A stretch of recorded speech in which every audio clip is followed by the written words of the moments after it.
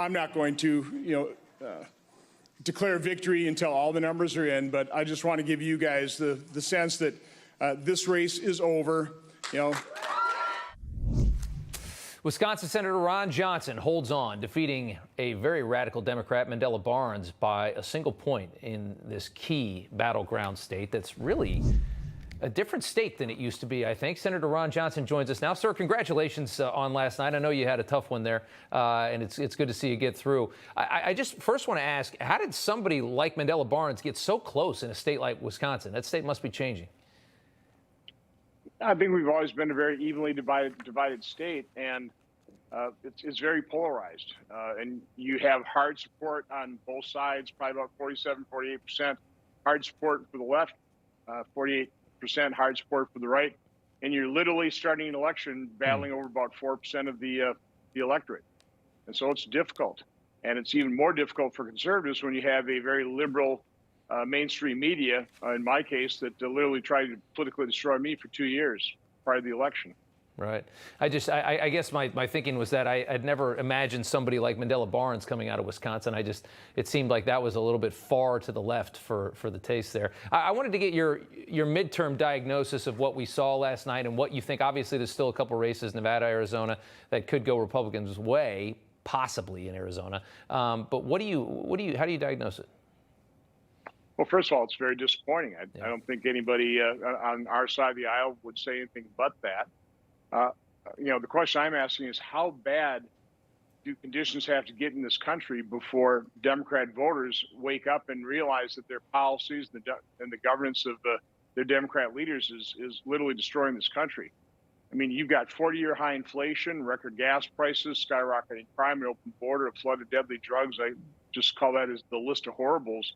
Mm-hmm. It doesn't get much worse than that, and yet Democrats just kind of shrugged it all off, and apparently a bunch of them did vote on the issue of abortion. It's there's so many factors going to these elections. It's hard to pin just one particular factor. It's multifaceted. I don't think a lot of the pain. I mean, I know some of the pain has certainly been felt, but you wonder if that election would have been held 6 months from now, with where we think the economy is going, how much different it might have been. And they certainly did raise a fortune in money. We do know that. Biden today gave his big speech, very proud, as he probably should be after the performance Democrats had last night. He singled you out again today over Social Security reform. Take a listen. I want to be very clear.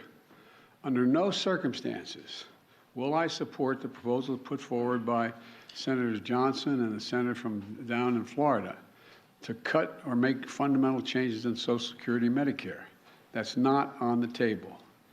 Senator Johnson is going to move to cut Medicare and Social Security. And if he does, how many Republicans are going to vote for it? Just want to give you another chance to defend yourself against that, because they keep coming at you with the same line. No, the same lie. Same lie. I mean, there's another difference between the parties. I tell the truth. Democrats lie through their teeth. And unfortunately, the media amplifies their lies. It's really despicable. And it's very unfortunate that you have a party that has no problem lying at all. And clarify it, though. Clarify exactly what you want to do, because I understand what you want. Yeah. Yeah, I want to save Social Security. Yeah. And so in order to save Social Security, you have to understand what is the greatest threat. It's the massive deficit spending. One of the reasons we get away with massive deficit spending is 70% of our federal budget is completely off budget. Nobody ever looks at it. And so we just whistle past the graveyard, ignoring the looming debt crisis that we may be seeing the inklings of it with 8.2% inflation. So, the trust fund runs out in 2035. Nobody's talking about it. Nobody's really discussing the fact that, benefits already exceed the payroll tax. Nobody's talking about what happens when that trust fund runs out. Are we going to have the financial wherewithal to plus up the benefits to match the promises made? Again, these guys could care less about the truth. They lie through their teeth. Yeah, I mean, and we're getting to a point soon. We're going to be spending $1 trillion a year just on interest on our debt, and they're trying to use all of this for a political advantage rather than acknowledge the elephant in the room, which is the fact that at some point the money does run out. You can't live like this forever. I want to get to one final thing, because I know you've been hot on Hunter Biden, and we all know it's connected to Joe. 2 whistleblowers now saying that the president is involved in this. We know what Tony Bobulinski said. Here's the president today when asked about the coming investigations. Lots of luck in your senior year, as my coach used to say. Look, I think the American public want us to move on and get things done for them. It was reported many times that Republicans were saying, and the former president said, how many times are you going to impeach Biden? You know, impeachment proceeding against Biden. I mean, I think the American people will look at all of that for what it is. It's just almost comedy.